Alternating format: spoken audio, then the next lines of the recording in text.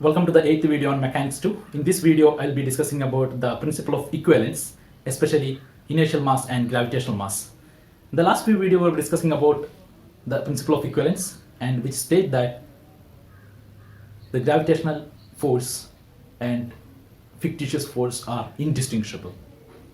Or you can say that the acceleration of a coordinate system is indistinguishable from the gravitational field.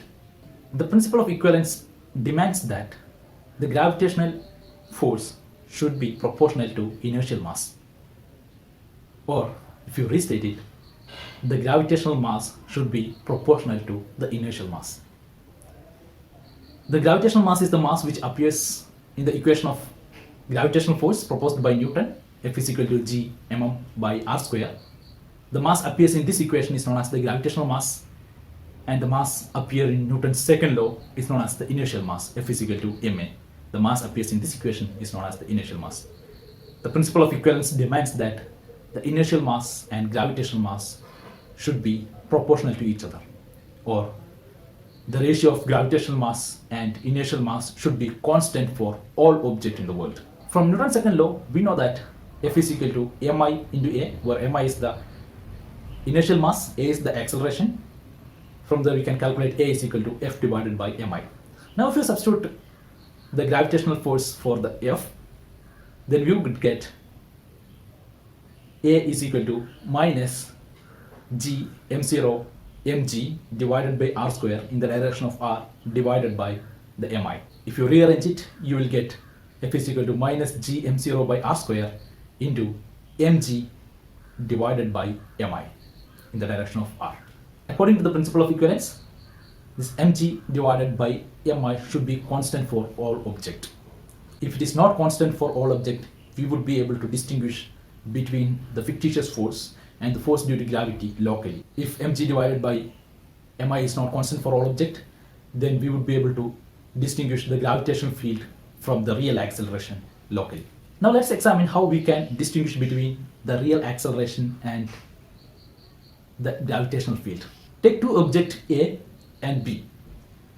For the object A, the mg by mi is 2 times the mg by mi for object B. So it's an example in your textbook. The mg by mi of object A is 2 times the mg by mi of object B. Now we take this object into the elevator, the same elevator we discussed in the previous videos. And if I stand inside the elevator holding these two objects in my hand, and if I drop these two objects, and if both the objects go down simultaneously with same acceleration, then I can say for sure that I am standing inside a lift and the lift is accelerating upward. These two objects are staying at some place. They are not accelerating downwards. I am standing inside a lift and myself and the lift are accelerating upwards. I can say that these two objects are moving down due to the action of fictitious force, or due to the acceleration of the lift or the frame of reference.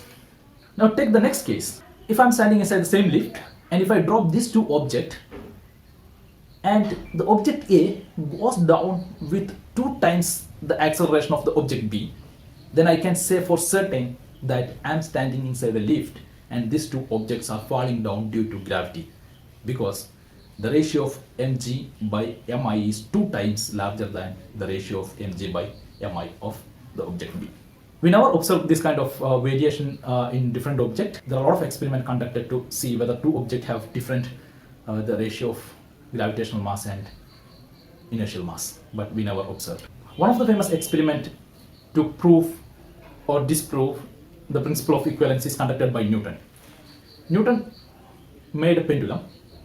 The length of the pendulum remains constant all the time, but the bob you can interchange. You can replace the bob with a different material, but the length of the pendulum and all other things remain same. If the ratio of gravitational mass to inertial mass is different for different objects, then we should observe different time period for the same pendulum with a different bob. If the mg by mi is different for different object, then if you replace the bob of the pendulum with a different material, then we should be able to see a change in time period of the pendulum. But Newton never observed any change in time period for the pendulum, so he confirmed that the principle of equivalence is valid, it is true, and the mg by mi, the ratio of gravitational mass to the inertial mass is constant for every object. Now let's see why the time period should be different for different object. The equation of motion of the pendulum under the small angle approximation is the following: MIL theta double dot plus MGG theta should be equal to 0. If you take the second term to the right hand side and rearrange it, you will get theta double dot is equal to minus MGG divided by L into MI times theta. Now this is in the form of an equation for simple harmonic motion. Theta double dot is equal to minus omega square theta. Now you can easily calculate the time period as 2 pi by omega. So if you substitute it, you will get the time period T is equal to 2 pi into square root L by G into square root Mi by Mg. If the ratio of Mi by Mg is different for different material, then for a same pendulum with different bulks of different material, you should observe different time period. Newton did a very careful experiment to see that, but he could not see that, and he confirmed that the principle of equivalence is true and it is valid. And he took the ratio of Mg by Mi is equal to 1. There were another experiments conducted by different scientists which were like even more precise. The experiment is the following. These scientists took a torsion pendulum which is of this shape. This pendulum is suspended on a very thin wire in the vertical direction. So about this wire, this pendulum can rotate. But the wire they have made some arrangement in this way so that this pendulum is not allowed to rotate about this axis. Okay, the pendulum is allowed to rotate only about its vertical. Now they have added two masses on both sides of this torsion pendulum. These masses are made up of different material. They choose two different material so that the ratio of gravitational mass to inertial mass would be different for different material. Now let's see how they can figure out whether the ratio of gravitational mass to inertial mass for different objects are different. The experiment is the following. The Earth attracts both objects downward. So Earth is attracting on the object A as well as on the object B. Both attractive forces acting downwards. But since the pendulum is not allowed to rotate in this way, the effect of gravity of Earth is negligible on this pendulum. Now let's see the effect of gravity of Sun on this pendulum. In the evening, the Sun would be standing in this direction. To me, the west side is on this direction, so the Sun is standing in that direction in the evening.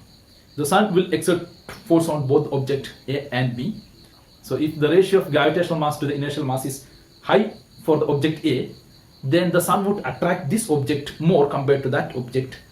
So this in the evening, this object would move slightly towards that due to the attraction of Sun.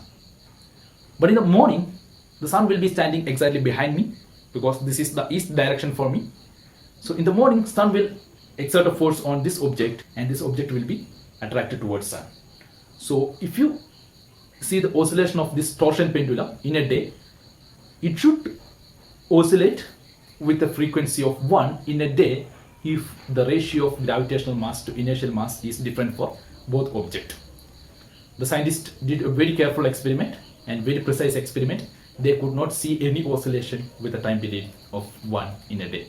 If you want to understand it more, if I'm rotating it towards you, so if the Sun is in this direction, this pendulum will move in this way, and if the Sun is in this direction, this pendulum should move in this way. So in 24 hours, the pendulum should make one complete oscillation, but that they could not observe any kind of oscillation. So that also confirmed that the ratio of gravitational mass to the inertial mass is constant for all objects. Now if you want to see how the forces are different, you can have a look at this diagram. This is the diagram in your textbook. Object A and object B are kept at both sides of the torsion pendulum. If you follow our previous equation, then we can easily calculate the acceleration due to gravity of Sun on different object. The acceleration due to gravity of Sun on object A is equal to A suffix capital A, which is equal to G ms by r square into mg by mi of the object A.